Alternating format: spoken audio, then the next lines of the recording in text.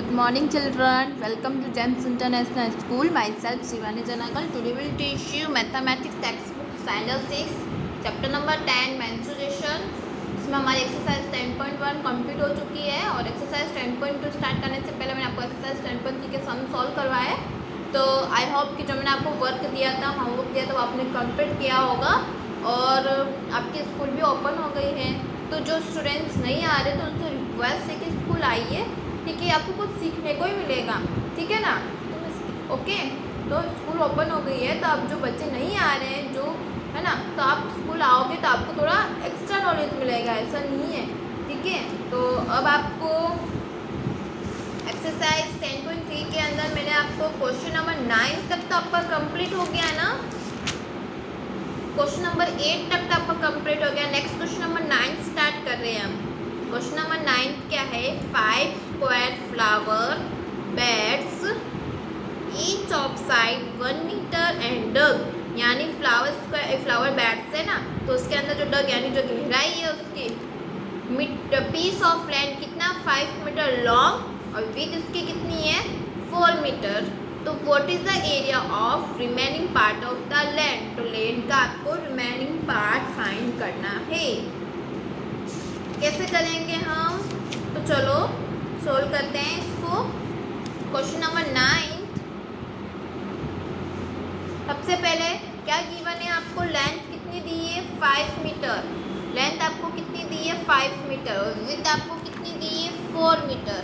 तो हम क्या हो जाएगा हमारा area of land equal to length multiply breadth. Length आपकी 5 सेंटीमीटर, ब्रीथ आपकी 4 सेंटीमीटर, 5 4 20 सेंटीमीटर स्क्वायर। फिर area of one flower bed, देखो area of one flower bed square के शेप में है ना। क्या बोला इन्होंने? 5 square flower bed each side उसकी कितनी दी है? शेप आपका स्क्वायर है और उसकी साइड आपको कितनी दी है 1 मीटर, है ना। तो पहले 1 मीटर का निकाल लो। तो area of one flower bed, या तो एरिया ऑफ स्क्वायर भी लिख सकते हो। तो area of one flower bed equal to side multiply side. Side हमारे को कितनी दी है? ईच साइड उन्होंने लिखा ना, ईच साइड 1 मीटर, तो side multiply side equal to 1 multiply 1 equal to 1 metre square. Okay, तो अब हमें 5 फ्लावर बेड्स का निकालने के लिए बोला है, 5 स्क्वायर फ्लावर बेड निकालने के लिए बोला है आपको। ओके, तो एरिया ऑफ 5 फ्लावर बेड्स, तो क्या हो जाएगा? एरिया ऑफ 5 फ्लावर बेड यानी आपको 1 का पता है, तो 5 का कितना होगा? तो 5 मल्टीप्लाई 1 ही होगा, तो 5 मीटर स्क्वायर होगा। हमें 1 फ्लावर बेड का पता है कि 1 मीटर स्क्वायर आया, तो एरिया ऑफ 5 फ्लावर बेड का कितना होगा? तो 5 multiply 1 equal to 5 metre square. अब आपको इस क्वेश्चन में कहा है कि रिमेनिंग लैंड का पार्ट निकालना है, यानी एरिया ऑफ रिमेनिंग लैंड का कितना आया 20, और उसमें से फ्लावर बेड का 5, तो 20 में से 5 लेस कर लो, तो कितना आएगा आपका 15 सेंटीमीटर स्क्वायर। समझ में आया? ठीक है ना, कंप्लीट 15 मीटर आएगा, सेंटीमीटर नहीं है।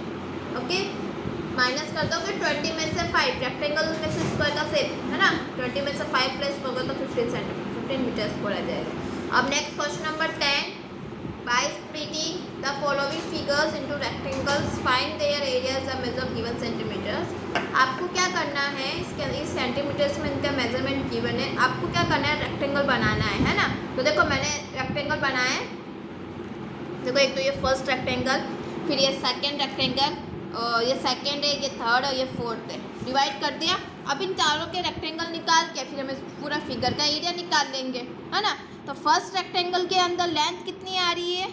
लेंथ आपकी कितनी आ रही है फर्स्ट रेक्टेंगल की 3, और ब्रीथ कितनी आ रही है 4, है ना। फर्स्ट रेक्टेंगल की लेंथ कितनी आ रही है, क्योंकि ये वाला क्वेश्चन आप समझ लो, फिर नेक्स्ट क्वेश्चन जो है ना वो आपको खुद को करना है, बी वाला मैं आपको समझा दूंगी। तो लेंथ इसकी 4 और ब्रीथ इसकी 3, तो क्या होगा 4 multiply 3। Splitting the given figure, area of rectangle first, length multiply breadth, 4 multiply 3 equal to कितना 12 सेंटीमीटर। कितना आएगा 12 सेंटीमीटर, ठीक है। अब एरिया ऑफ रेक्टेंगल 2, इसके अंदर देखो लेंथ कितनी आ रही है आपकी, रेक्टेंगल 2 के अंदर लेंथ उसकी कितनी है 3 और ब्रेथ उसकी कितनी है 2। ये 3 है तो ये भी 3 होगी, तो लेंथ उसकी 3 है और ब्रेथ उसकी 2, तो 3 मल्टीप्लाई 2। देखो तो area of rectangle equal to rectangle second length multiply breadth 3 multiply 2 equal to 6 square centimetre. Okay, तो एरिया ऑफ रेक्टेंगल थर्ड, अब रेक्टेंगल थर्ड का रेक्टेंगल बताना है आपको, तो ये एरिया ऑफ थर्ड, इसके अंदर कितना आएगा, लेंथ उसकी कितनी आ रही है 4, हमें लेंथ तो उसकी पता है 4, अब ब्रेथ फाइंड करनी है, तो ब्रेथ कैसे फाइंड करेंगे, तो देखो आपको इतना पता है कि यहाँ से यहाँ तक की जो लेंथ है, जो ब्रेथ है वो 3 सेंटीमीटर है, यहाँ से यहाँ तक की 3 है और टोटल कितनी है 4। अगर ये 4 है तो इसके यहाँ से यहाँ तक की कितनी है 4। देखो अगर यहाँ से यहाँ तक की 4 और यहाँ से यहाँ तक की 3, तो मैं क्या, अगर मुझे सिर्फ ये वाला पार्ट फाइंड करना इतना सा, तो मैं 4 में से 3 को सब्ट्रैक्ट कर दूँगी, तो कितना आएगा मेरे पास 1, तो यहाँ से यहाँ तक का कितना 1 सेंटीमीटर। और ऐसे भी कर सकते हो कि हमारे पास में ये टोटल 4 है, यहाँ से लगा कर यहाँ तक, अगर ये 4 है तो ये भी 4 ही होगी, अपोजिट साइड साइड इक्वल, तो यहाँ से यहाँ तक 4 है तो 3 तो यहाँ तक हो, तो यहाँ पर कितना आएगा 1 ही आएगा। समझ में आ गया, तो ये लेंथ इसकी कितनी है 4 और ब्रेथ इसकी 1। तो देखो ऐसे किया मैंने, तो length area of rectangle third equal to length multiply breadth 4 multiply 1 equal to 4 square centimetre. अब last area of rectangle fourth, तो उसके लेंथ देखो कैसे आई, तो हमें ये पता है ना कि इस क्वेश्चन के अंदर देखो कि इसकी ये 2 है तो ये भी 2 ही है, ये 2, ये अगर 2 है तो इधर भी 2 ही होगा, तो टोटल इसकी कितनी हो जाएगी 2 + 1 3, तो 3 आएगा, क्योंकि देखो ये अगर 2 है तो इधर भी ये भी 2 ही होगा, और ये 2 और ये 1 3 हो गया। समझ में आया। फिर देखो अब इसकी ब्रेथ फाइंड करनी है, तो देखो यहाँ आपको ना ये पता है कि यहाँ से यहाँ तक टोटली 4 है ना, यहाँ से यहाँ तक की टोटल कितनी है आपके पास 4, और यहाँ से यहाँ तक की आप इतनी सी आपकी कितनी है, ये यहाँ से यहाँ तक की कितनी है देखो, तो कितना हो जाएगा 4, और यहाँ से यहाँ तक की कितनी है 2, तो 4 में से 2 लेस हुआ 2 है ना, तो आपका ये आ जाएगा। तो area of rectangle 4 equal to कितना, length multiply breadth equal to 3 multiply 2 equal to 6 square centimetre. जो टोटल फिगर है तो यानी आपको इन सबको प्लस करना पड़ेगा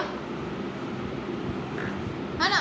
तो देखो 12 centimetre plus 6 square centimetre plus 4 और प्लस 6, तो देखो 12 6 4 और 6 को प्लस किया तो कितना आएगा 28 स्क्वायर सेंटीमीटर।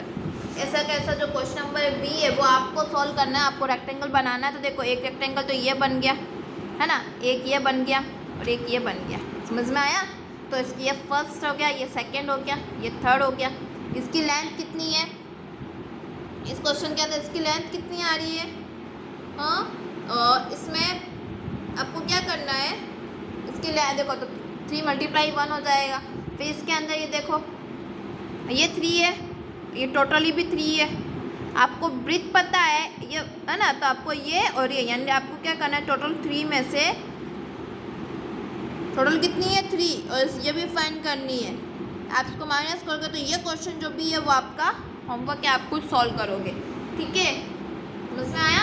क्वेश्चन भी आपका होमवर्क है, आप बताओगे कि कैसे उसको मैंने लेंथ और ब्रेथ फाइंड करनी है।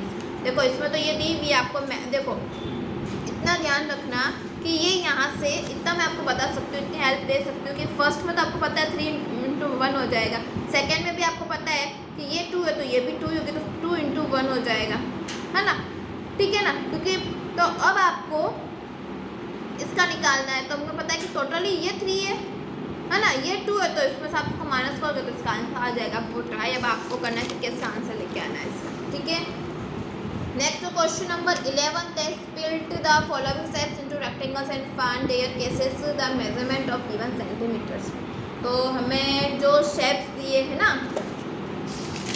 तो इसमें क्या करना है आपको, देखो हमें only for length multiply breath के हिसाब से, जैसे ये मैंने फिगर बनाया है 11th का फर्स्ट क्वेश्चन। तो देखो ये रेक्टेंगल बना हुआ था, फिर मैंने यहाँ से यहाँ तक की डैश डैश कर दी, यानी ये एक रेक्टेंगल ये बन गया ABCD और एक रेक्टेंगल ये बन गया EFGH करके भी बना सकते हो, या EFGH, हाँ तो ये H भी हो गया ना, समझ में आ रहा है। तो अब इस क्वेश्चन में ये बोला है कि देखो अगर आप है ना इसकी 12 लेते हो, ये 2 है तो ये भी कितना 2, ये 2 है तो ये भी कितना 2। तो अब आपको सॉल्व करना है area of rectangle ABCD length multiply breath ABCD। तो ABCD के अंदर लेंथ कितनी आ रही है हमारे पास 2 और ब्रेथ हमारी कितनी आ रही है 12, तो 2 मल्टीप्लाई 12 इक्वल टू 24।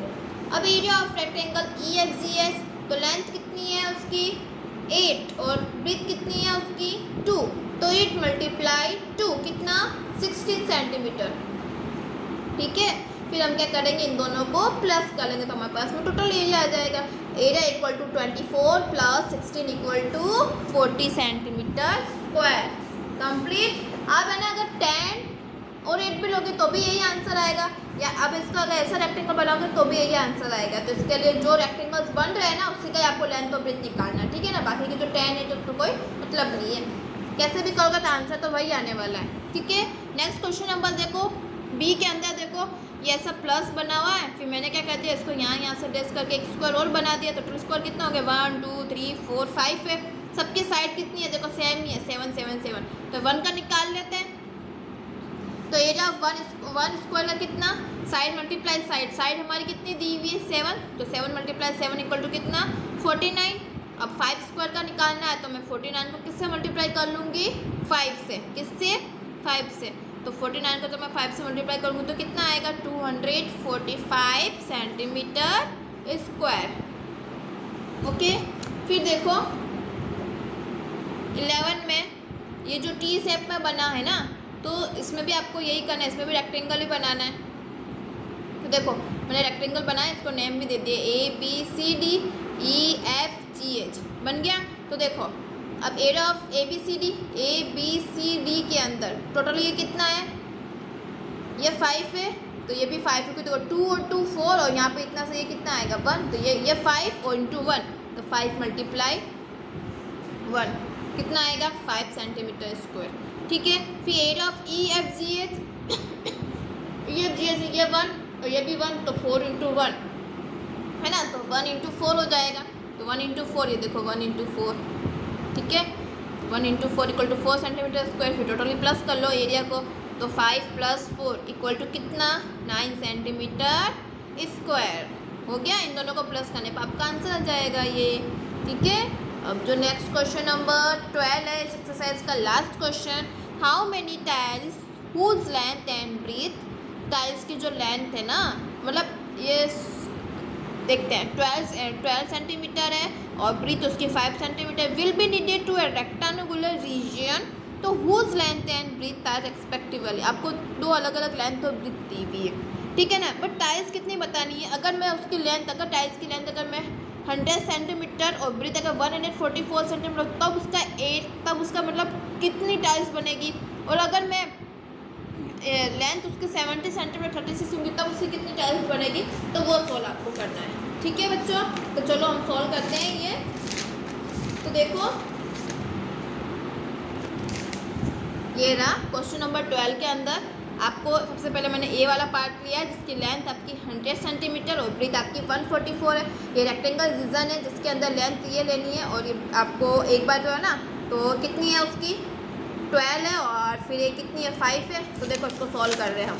तो area of rectangle region equal to length multiply breadth कितना होगा 100 मल्टीप्लाई 144 है ना, फिर इस दोनों का मल्टीप्लाई कर लूँगी तो 14,400 आ जाएगा। अब टाइल्स का भी एरिया निकाल लो, तो area of tiles equal to कितनी है उसकी, कितनी गिवन है आपको 12 और 5, तो 12 मल्टीप्लाई 5, 12 5 से 60 हो जाएगा।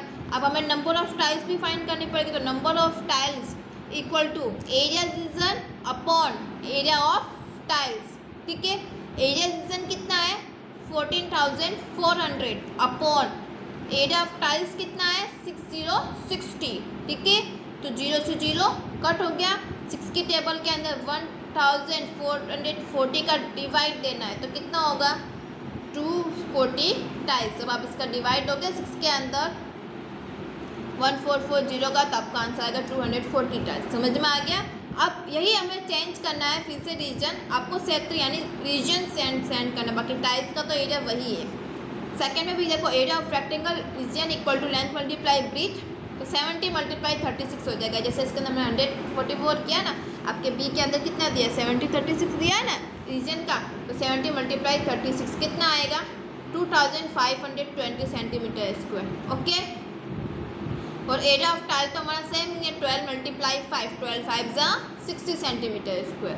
कंप्लीट। अब आपको वही जो मैंने अभी इसमें किया था, number of tiles equal to area region upon area tiles का, रीजन का कितना है 2520 अपॉन 6060, 0 से 0 कट हो गया, फिर 6 का डिवाइड 252 में दोगे तो कितनी आएगी टाइल्स 42 टाइल्स आएगी। समझ में आया। अगर आप इसका रीजन लोगे तो इतनी टाइल्स आएगी 240, अगर ये वाला रीजन लोगे तो 42 टाइल्स आएगी।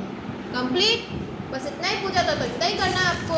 ओके, ये आपकी एक्सरसाइज 10.3 भी कंप्लीट हुई है। अब जो लास्ट एक्सरसाइज 10.2 है वो भी आपकी कल कंप्लीट हो जाएगी, है ना, जब अपना नेक्स्ट जब वीडियो आएगा तब। ओके बच्चों, आज जो मैंने आपको करवाया वो आपकी मैथ्स की नोटबुक के अंदर कंप्लीट कर लेना। आई होप कि आपने अच्छी तरह से इसको समझा होगा, ठीक है, और प्रैक्टिस करना।